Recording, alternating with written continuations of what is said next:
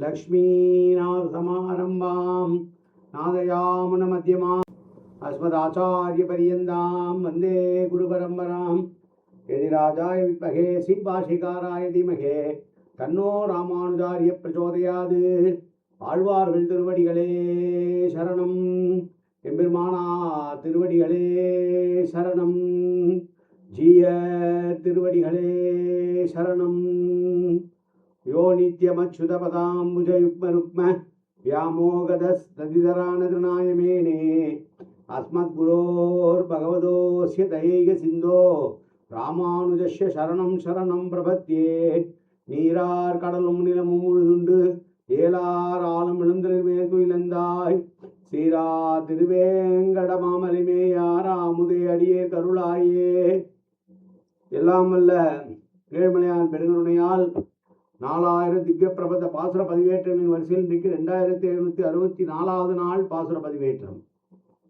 நம்மாழ்வார் அருளிய பெரிய திருவந்தாதியினுடைய 2ஆம் திருமனுடைய 8வது பாசுரம் 18வது பாசுரத்தை சேவிக்க இருக்கிறோம். முதலிலே எம்பெருமானார் ராமானுஜர் அருளிய பெரிய திருவந்தாதி தனியன். முந்துற்ற நெஞ்சே முயற்றி தரித்து உரைத்து வந்தித்து வாயார வாழ்த்தியே சந்தம் உருவு ஊரும் சோலை சூழ் மொய் பூம் பொரு நல் குரு ஊரன் மாறன் பேர் கூறு என்பதாகும். 18வது பாசுரம். தாம் பால் ஆப்புண்டாலும் அத்தழும்பு தான் இழக பாம்பால் ஆப்புண்டு பாடுற்றாலும் சோம்பாதி பல்லுருவை எல்லாம் படர் வீழ்த்த வித்தா உன் தொல் உருவை யார் அறிவார் சொல்லு என்கிறார். யசோதை கிருஷ்ணனை பார்க்கிறார். அங்கு இருக்கக்கூடிய கோபிகைகள் அனைவரும் வந்து இவன் வெண்ணை திருடுகிறான் என்று இவன் மீது குற்றச்சாட்டு சொல்ல, கோபத்தினால் என்ன செய்கிறாள்? ஒரு தாம்பு கயிறை எடுத்து வந்து கட்ட முயல்கிறாள். அவள் எப்படி கட்ட முயன்றாலும் அது முடிச்சு போட முடியல. ஒரு சின்ன பிட்டு கேப் ஆகிப்போம். என்ன பண்றா? இன்னொரு கயிறு, துண்டா இருக்கிற கயிறை கொண்டு வந்து முடி போட்டு அதையும் கொண்டு வரா. அதுவும் முழுசா கட்ட முடியல. இப்படி அவள் துண்டு துண்டாக இணைத்து இணைத்து இணைத்து ஒரு கயிறை கட்ட கட்ட அது கட்டவே முடியாம அவஸ்தப்படுகிற போது கண்ணனே இறங்கி வந்து தன்னுடைய இழப்பை நெருக்கி அவளுக்கு கட்டுக்கொண்டான். அததான் சொல்றார், தாம்பால் ஆப்புண்டாலும். யசோதை தாம்பு கொண்டு கட்டி முடி போட்டு கட்டி விடுகிறாள். அப்படி அவள் முடிச்சாக இருந்த தாம்பு கயிறால் கட்டியதுனால சுகுமாரமாக இருக்கக்கூடிய கண்ணனுடைய உடம்புல தழும்பு ஏற்படுகிறது. அந்த தாழ்வே மிக மோசமான தழும்பாக இருக்கிறது. அதுவே மேலுன்ற மாதிரி பின்னாடி ஒரு கயிறால் அவன் கட்டப்படுகிறான்.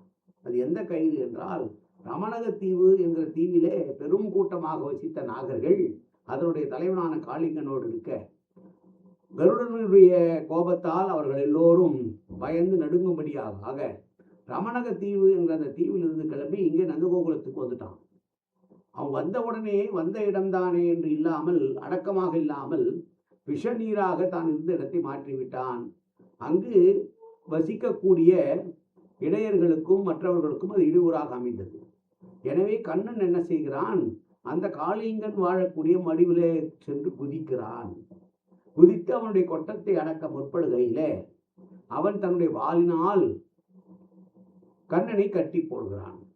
இப்படி இந்த வாளினால் கட்டப்பட்டான் அல்லவா பாம்பால். இந்த தழும்பானது முன்பு யசோதை கட்டிய தாம்பு கயிறு தழும்பை விட அதிகமாக ஆகிவிட்டது. அதுவே பரவாயில்லேன்னு ஆயிடுச்சான். அப்போ இந்த தழும்பு அதிகமான தழும்பாகிறது. இங்கே ஒன்றை நாம் நோக்க வேண்டும். இந்த உலகத்தை உற்பத்தி செய்ய வேண்டும் என்பதற்காகவே பலவற்றை உற்பத்தி செய்தான். எல்லா பிராணிகளையும் அவன்தான் உற்பத்தி செய்தான். அவன் உண்டாக்கியதுதான் இந்த பூமி. அப்படிப்பட்ட ஆதி மூலமான உன்னுடைய இந்த திவ்ய சுரூபத்தை யார் அறிவார்கள்?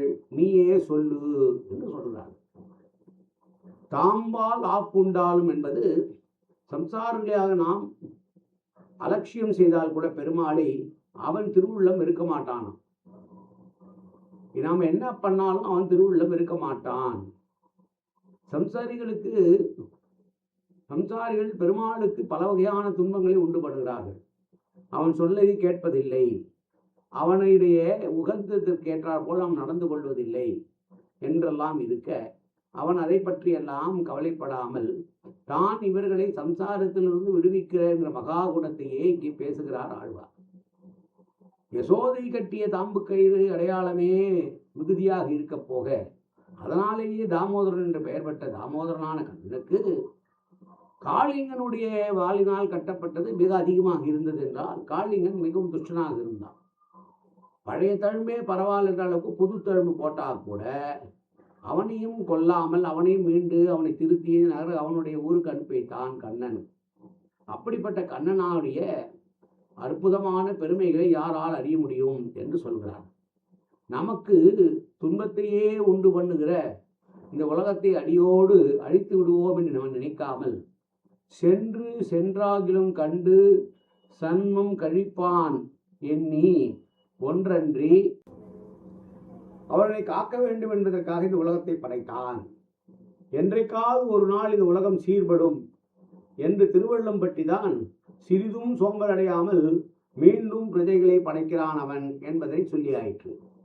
இப்பாட்டினுடைய கருத்தை தான் கூறத்தாழ்வாருடைய திருக்குமாரனான ஸ்ரீ பராசபட்டர் ஸ்ரீ ரங்கராஜ சதத்திலே உத்தரா சதகத்திலே சொல்லுகிற பொழுது, சார்வ திக்தம் சகல சரிதம் ராம் ரங்கமாத்மா துராச்சார பசப்பேஸ் சாந்த யதி ஜகதம் ஜாது மூர்க்கோதாரணம் நிசத்தந்திராலோசு தவனியாமதோ நர்த்துலிங்க பரகா சர்கசோ தேவ பரீட்சா சதாஜாகர ஜாகமதி என்ற ஸ்லோகத்திலே சொல்லுகிறாராம்.